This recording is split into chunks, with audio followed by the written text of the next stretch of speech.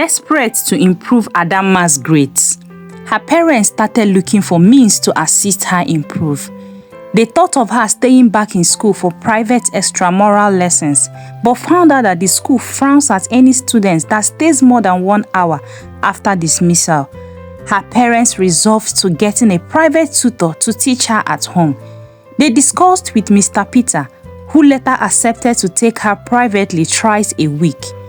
Mr. Peter, a strict-looking teacher from her school, they hoped he would whip Adanma into shape, but they didn't realize the danger they were putting her in. Welcome to my channel. Adanma's plight. Adanma was a young girl who lived with her wealthy parents, Mr. Chidi and Mrs. Amanda, in a grand house in the city. From the outside, it seems like they had the perfect family. Their house was always spotless. Their clothes were designers' labels, and they drove the latest luxury cars. But inside, Adanma felt like she was living in a void. Adanma was the only surviving child of her parents after they lost 3 of her siblings to food poisoning. Her mother wanted more children, but unfortunately, she had reached menopause and couldn't bear a child again. She pleaded with her husband for adoption, but he bluntly refused the idea and said that he's okay with Adanma. It was a big issue between them for years. Mrs. Amanda was always lost in thought, as she was a full-time housewife, but she had to live with it. After some years, she got a job in a top company and got very busy with her work just like her husband. Adanma's parents were always busy with work. They rarely attend school events or ask about her day. They were too caught up in their own lives to notice Adanma's struggle in school or her loneliness at home. They neither attend her PTA meetings nor her open day. One day, it was their open day in school, and all the students were asked to come with their parents because it is usually interactive and for the benefit of the child. Adanma's parents were the only ones absent. She felt so bad seeing other students' parents interacting with the teachers. She kept wondering why her parents never made out time for her. The only time they seemed to pay attention to her was when they were criticizing her grades or scolding her for not meeting their expectations. Adanma felt like she was a disappointment to her parents, like she was never good enough. She longed for their approval and love, but it seems like no matter how hard she tried, she couldn't get it. She began to feel like she was invisible, like she didn't matter. The only person who seemed to understand Adanma's struggles was her nanny, Mrs. Norma. She was a kind and gentle woman who had been with the family for years. She would often sit with Adanma and listen to her problems, offering words of encouragement and support. But even Mrs. Norma couldn't fill the void left by Adanma's parents' neglect. But Adanma started getting attached to Mrs. Norma. But it didn't take long. Mrs. Norma got a nanny job abroad and traveled out to London. Adanma was heartbroken, the only one that has her time and listens to her. She had to go back to her shells once again. As the years went by, Adanma became increasingly withdrawn. She stopped participating in extracurricular activities. Even as a good footballer, she stopped representing their school because of her low performance recently, and she lost interest in her hobbies.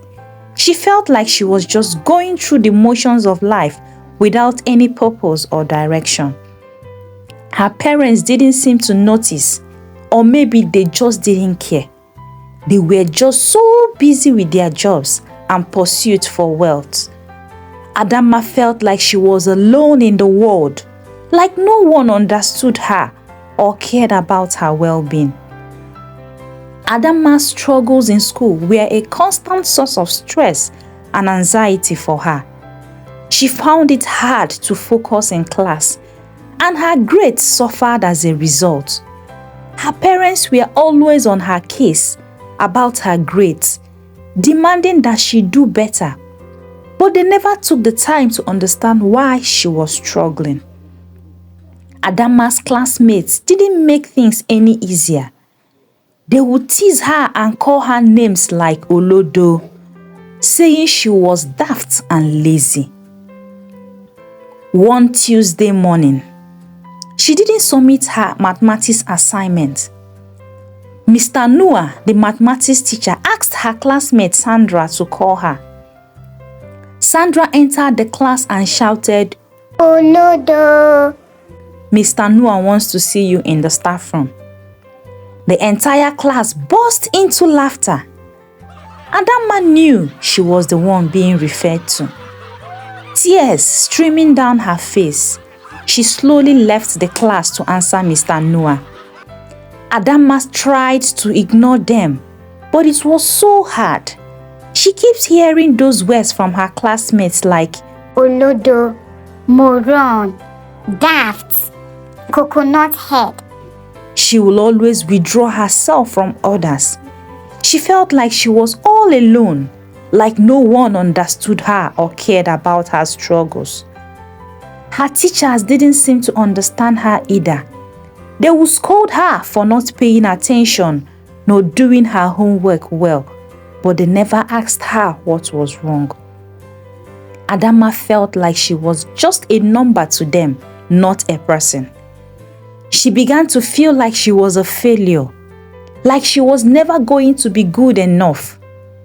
A lot of options started racing her mind. Adanma's favorite subject was English, but even that became a struggle. She loved to read and write, but her parents and teachers didn't encourage her. They told her to focus on maths and science because that was where the money was. Adanma felt like she was losing herself, like she was disappearing into a sea of expectations. One day, Adanma's teacher, Mrs. Okoro, asked her to stay after class. Adanma was worried that she was in trouble again, but Mrs. Okoro surprised her by asking her about her interests and hobbies. Adanma opened up to Mrs. Okoro about her love for writing and reading, and Mrs. Okoro encouraged her to keep pursuing her passion. For the first time in a long time, Adanma felt like someone actually understood her. But even Mrs. Okoro's support couldn't overcome the neglect and criticism Adanma faced at home. Adanma's parents never asked her about her day or her interests. They only cared about her grades and her future career prospects. Adanma felt like she was living in a prison, like she was trapped in a life she didn't want. Desperate to improve Adanma's grades, her parents started looking for means to assist her improve. They thought of her staying back in school for private extramural lessons, but found out that the school frowns at any student that stays more than 1 hour after dismissal. So her parents resolved to getting a private tutor to teach her at home. They discussed with Mr. Peter, who later accepted to take her privately thrice a week. Mr. Peter, a strict-looking teacher from her school, they hoped he would whip Adanma into shape, but they didn't realize the danger they were putting her in. Thanks for watching, and do expect the next episode soon. Please don't forget to subscribe, like, comment, and share the link. And put on your notification bell so that you'll be among the first to be notified each time I post new video. Thank you so much for watching. See you in my next one. Bye.